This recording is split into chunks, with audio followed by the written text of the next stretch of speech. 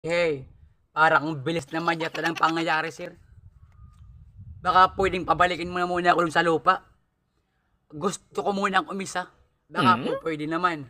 Baka pwede ka mapag-iusapan. Yoyo, ikaw, wag ka nang umisa ha. Nasa langit ka na.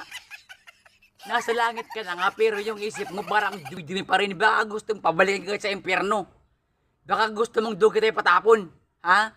Sa langit ka na, akala ko mabait ka. Pero yung mga kupal, no kasi preya, kung ikaw sa kalagayan ko na namatay ng maaga, ni man lang ako nakatikim ng tilapia. Dahil nakaupo lang ako sa bus, tapos paggising ko na sa langit na. Ikaw ko sa kalagayan ko ha.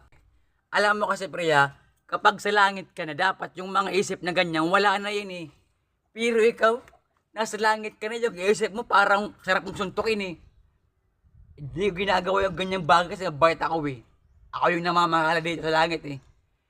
Pero isang salita pa na mali sa pagdinig ko, ibabalik ka sa impyerno. Eh paano ba yun? Wala tayong magagawa niyan eh. Para kasing pinapabalik pa ako sa lupa eh. Parang hindi pa tapos yung vision ko eh. Ikaw kasi nakupal ka. Parang gusto, patiray muna ako dito sa langit eh. Ayaw ko pa nga sa langit eh. Gusto ko muna sa lupa eh. Hoy, ikaw wag na matagas yung ulo. Patay ka na, yung katawan mo ay nililibig na doon sa sementeryo. Nilibig apan na, ha? Kaya ibigay mo na yung pangalan mo para maibigay ko na doon yung mataas na pwesto sa akin. Tapos, walang problema. Ano pangalan mo? Ikaw San Pedro. Yung pangalan ko, wala pang nangingi sa akin yung sa lupa. Tapos ikaw, ang kapal lang pag bumukha mo na yung pangalan ko. Lahat ng humihingi sa pangalan ko, itinutumba ko. Baka makasunod ka, kahit patay ka na. Ay hala, napakamas kasalanan mo tigang tao.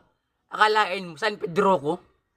Tapos pagbabantaan mo na ako ng ganyan, baka gusto mo talagang ibalik ka sa impyerno.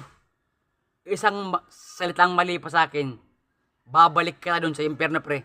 Okay, sige na nga, ibigay ko na yung pangalan ko. Yung pangalan ko, never ko pa ito ibinagay kahit sa mga chicks. Ha? Ang dami ng babae sa akin lang hingi. Di ko ibinigay yung pangalan ko. Berdel San Pedro ka. Patay na ako, wala akong magagawa. Yung pangalan ko nga pala.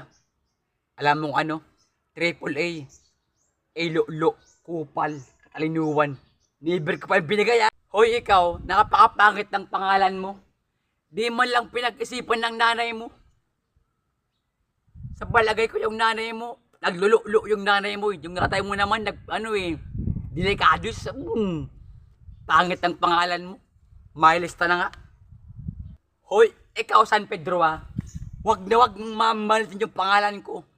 Lahat na nagmalit sa pangalan ko, alam mo kung ano ginawa ko? Pinaglalamayan na ngayon mga araw. Nung nabubuhay pa ako, lahat ng tumatawag sa pangalan ko, nirespeto ko. Tapos, ikaw San Pedro, ha? Baka gusto mong bakit kahit patay ka na. Albo kanina pa ako sa pagbumukha mo na irita. Sarap mong anuin eh. Kasi mabait ako eh. Ako nag-ganit sa langit. Ha? Kahit di ko yung gagawin sa'yo. Pumakasok ka din bago pa kita tapon sa impyerno. Sabi mo na nga pala.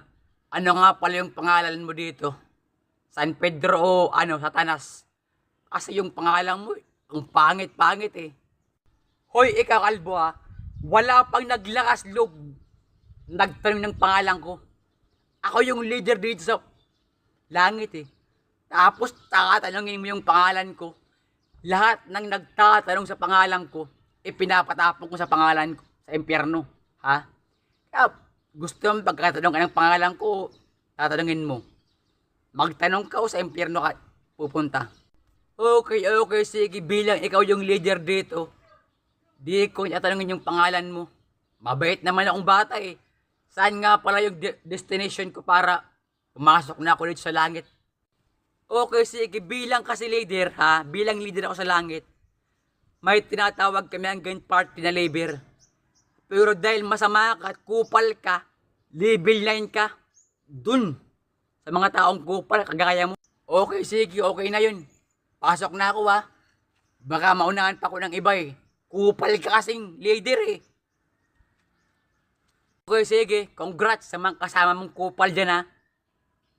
Magpakabait ka, baka may pupunta ka sa impyerno kinabukasan.